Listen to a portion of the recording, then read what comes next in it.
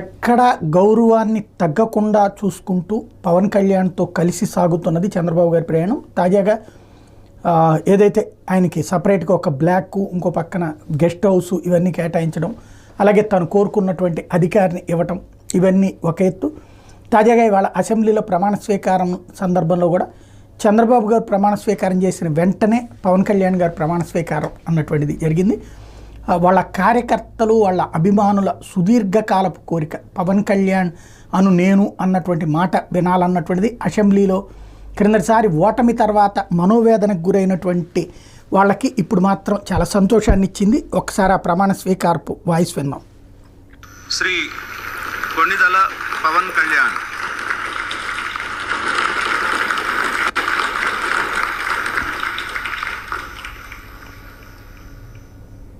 కొణిదెల పవన్ కళ్యాణ్ అనే నేను